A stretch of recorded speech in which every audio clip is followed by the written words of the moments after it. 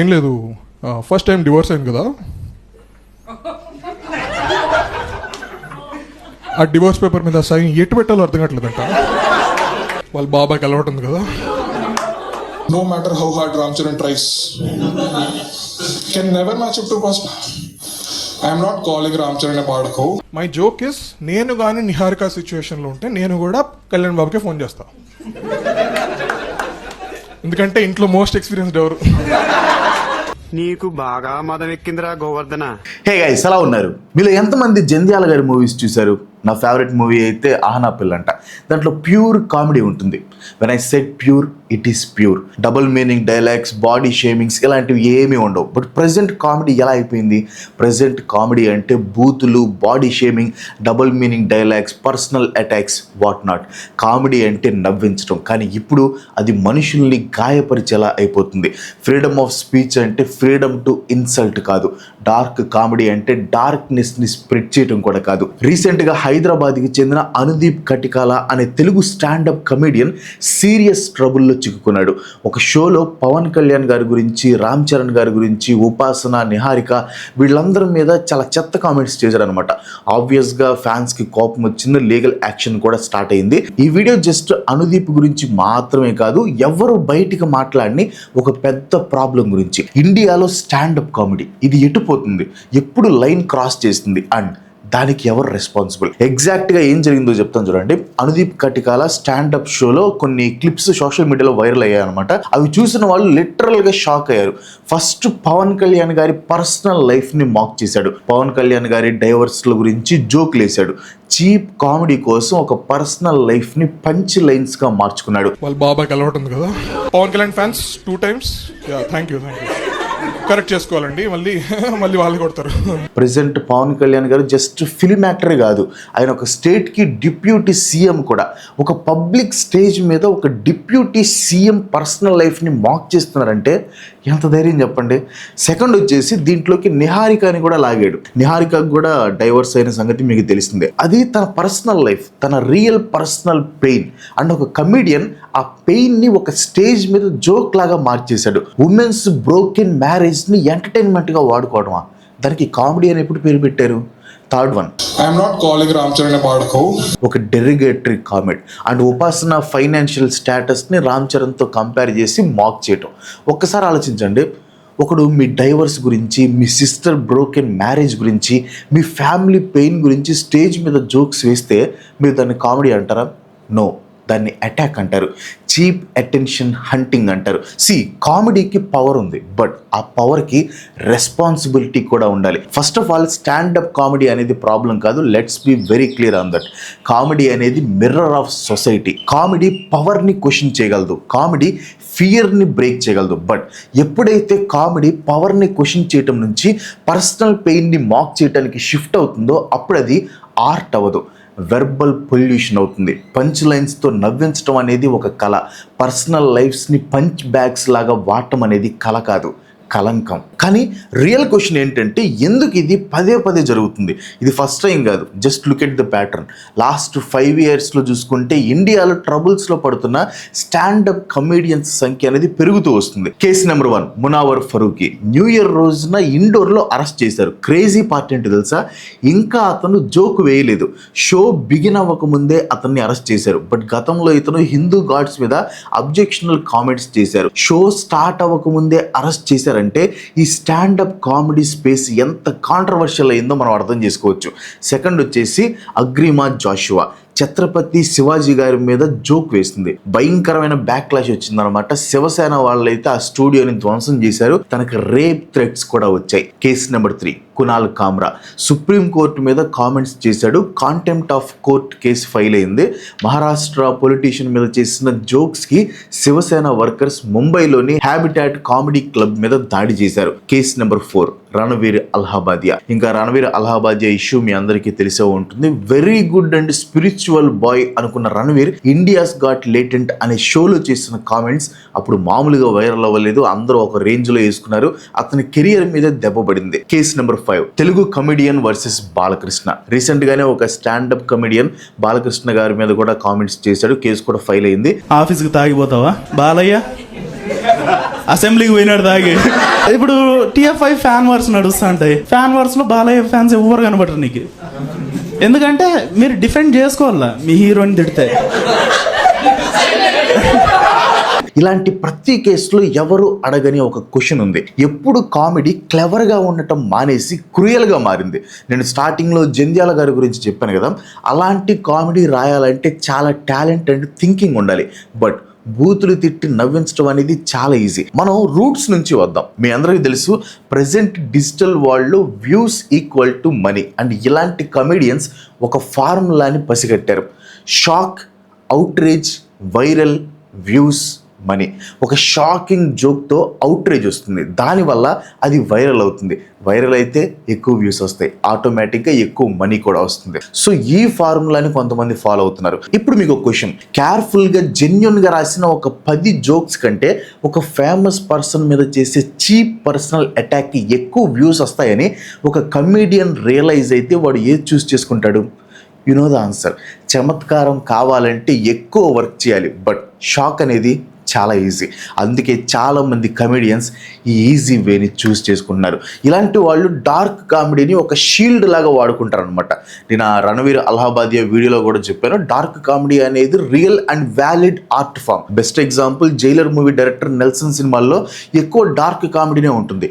సొసైటీలో ఉండే uncomfortable realities like పేదరికం, లంచం, హిపోక్రసీ, ఇలాంటి వాటి గురించి మాట్లాడే హ్యూమరే డార్క్ కామెడీ. దానికి చాలా ధైర్యం కావాలి, స్కిల్స్ కావాలి. కానీ ప్రజెంట్ ఏం జరుగుతుంది, కొంతమంది కమీడియన్స్ పర్సనల్ అటాక్స్ని కవరప్ చేయడానికి డార్క్ కామెడీని ఒక లేబుల్గా వాడుకుంటున్నారు.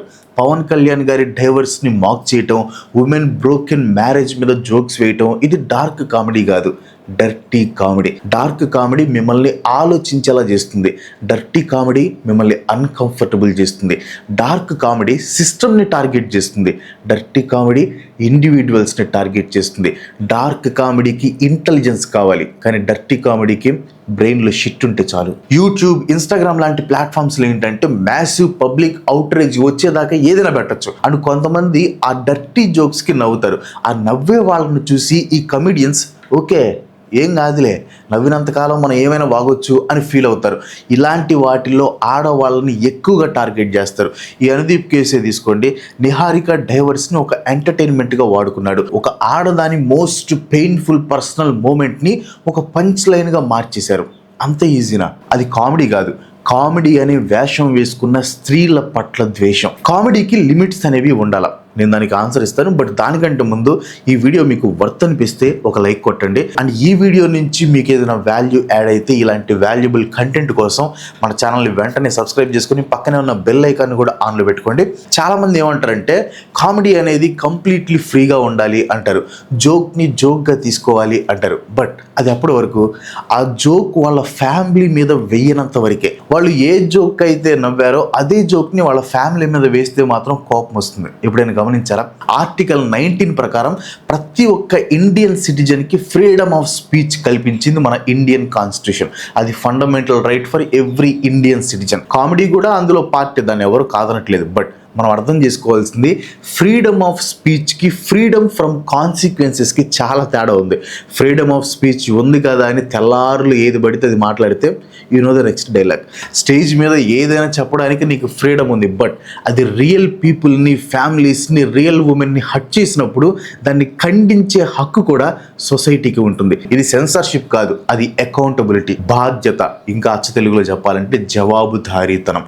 మీకు హార్ష్ రియాలిటీ ఏంటి తెలుసా? ప్రెసెంట్ ఇండియాలో చాలామంది ప్రొఫెషనల్ కమీడియన్స్కి పర్సనల్ లాయర్స్ ఉన్నారు. ఒక ఫోన్ కాల్ చేస్తే నిమిషాల్లో వచ్చి వాలిపోతారు. దాన్ని బట్టి అర్థం చేసుకోండి సిచ్యువేషన్ ఎంత సీరియస్గా ఉందో. కమెడియన్స్కి సెల్ఫ్ అవేర్నెస్ ఉండాలి, ఆడియన్స్కి రెస్పాన్సిబిలిటీ ఉండాలి. డిస్రెస్పెక్ట్ని ఎంటర్టైన్మెంట్గా మనం యాక్సెప్ట్ చేయొద్దు. ప్లాట్ఫామ్స్కి అకౌంటబిలిటీ ఉండాలి.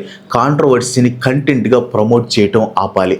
కామెడీలో ఏది గుడ్, ఏది యాక్సెప్టబుల్. ఇప్పుడు ఒక పొలిటీషియన్ పాలసీ డెసిషన్స్ మీద, వాళ్ళ పబ్లిక్ స్టేట్మెంట్స్ మీద, వాళ్ళ యాక్షన్స్ మీద ఫన్ చేస్తే అది సెటైర్, అది డెమోక్రసీకి కూడా మంచిది. అలాగే సమాజంలో ఉన్న డబుల్ స్టాండర్డ్స్ని, హిపోక్రసీస్ని పాయింట్అవుట్ చేయొచ్చు.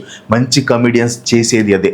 వాళ్ళ మీద వాళ్ళు జోకులు వేసుకోవచ్చు. ప్రతిరోజు మన డైలీ లైఫ్లో జరిగే సిచ్యువేషన్స్ మీద జోకులు వేయటం ఇలాంటివి good and acceptable. But real people divorce, broken marriages, ఫ్యామిలీస్లో జరిగిన విషాద సంఘటనలు కామెడీ చేయటం కరెక్ట్ కాదు.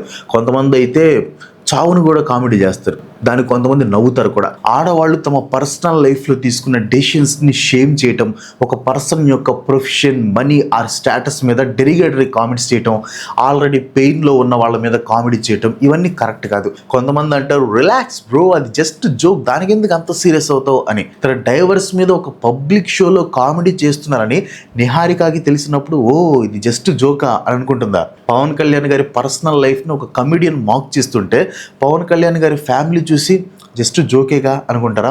ఫ్యామిలీ దాకా ఎందుకు, ఫ్యాన్సే ఊరుకోరు. ఎవరైనా ఇది జస్ట్ జోకేగా అంటున్నారంటే దాని అర్థం అక్కడ హర్ట్ అయిన పర్సన్ని వాళ్ళు పట్టించుకోరు. వాళ్ళకి నవ్వుకోవటానికి ఒక టాపిక్ ఉంటే చాలు. బట్ అదే వాళ్ళ ఫ్యామిలీ మీద అంటే మాత్రం అప్పుడు కోపం వస్తుంది. ఇక్కడే కామెడీ చచ్చిపోయి క్రుయాలిటీ బిగిన్ అవుతుంది. సో దీని మీద మనం ఏం చేయాలి? గవర్నమెంట్లు, కోర్టులు, ఫ్యాన్స్ క్లబ్లు దీన్ని ఫిక్స్ చేయలేవు, మనం అంటే ఆడియన్స్ ఫిక్స్ చేయాలి. మీరు వీడియో చూసిన ప్రతిసారి మీరు ఆ క్రియేటర్కి ఆక్సిజన్ ఇస్తున్నట్లు లెక్క. ఆల్గారిథంకి ఇలాంటివి ఇంకా కావాలి అని చెప్తున్నారు. బట్ మీరు ఇలాంటి టాక్సిక్ కామెడీని చూడటం ఆపేస్తే ఆ క్రియేటర్ కెరియర్ గ్రో అవ్వటం ఆగిపోతుంది. అప్పుడు రైట్ ట్రాక్లోకి వచ్చే ఛాన్స్ ఉంది. మీరు ఇలాంటి టాక్సిక్ కంటెంట్ని ఎంకరేజ్ చేసినంత కాలం వాళ్ళు దాన్ని మీకు ఫీడ్ చేస్తూనే ఉంటారు. యూట్యూబ్ అండ్ ఇన్స్టాగ్రామ్లో రిపోర్ట్ అనే బటన్ ఉంటుంది, అది అక్కడ ఉండడానికి దానికి ఒక రీజన్ కూడా ఉంది. ఒక కమెడియన్ ఒక ఆడదాని పర్సనల్ ట్రాజడీని ఎంటర్టైన్మెంట్గా వాడుకుంటున్నాడంటే అది హెరాస్మెంట్ కింద లెక్క. అలాంటి కంటెంట్ని రిపోర్ట్ చేయండి.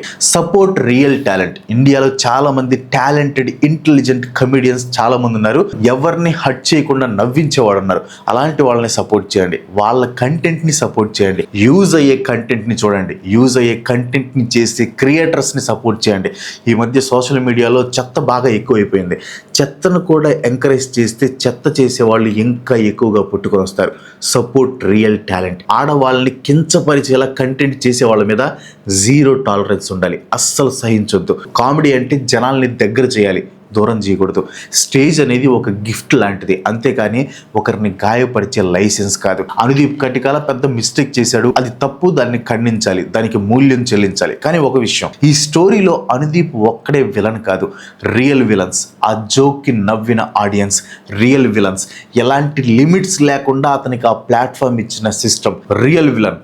ఇది జస్ట్ కామెడీగా అని వదిలేసే కల్చర్. మన సొసైటీ చిన్నగా ఎలా మారుతుందంటే ఇన్సల్ట్స్ ఎంటర్టైన్మెంట్ అయిపోతున్నాయి, పెయిన్ కంటెంట్ అయింది, రెస్పెక్ట్ అనేది ఆప్షనల్గా మారిపోయింది.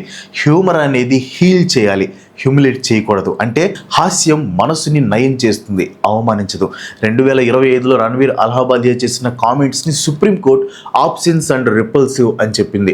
యూట్యూబ్ ఎపిసోడ్ని డిలీట్ చేసింది. అతని బ్రాండ్ ఒక్క నైట్లో పడిపోయింది. కామెడీ ఫ్యూచర్ని కమెడియన్స్ డిసైడ్ చేయరు, మనం డిసైడ్ చేస్తాం. ఈ వీడియో మిమ్మల్ని ఆలోచింపజేస్తుంటే ఒక లైక్ కొట్టి షేర్ చేయండి. ఈ వీడియో వల్ల ఒక్కరి మైండ్ సెట్ చేంజ్ అయినా చాలు. అండ్ కామెడీకి లిమిట్స్ ఉండాలా?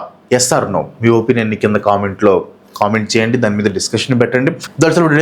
ఇంకో మంచి ఎపిసోడ్తో మళ్ళీ కలుసుకుందాం. సబ్స్క్రైబ్ చేయడం మాత్రం మర్చిపోవద్దు.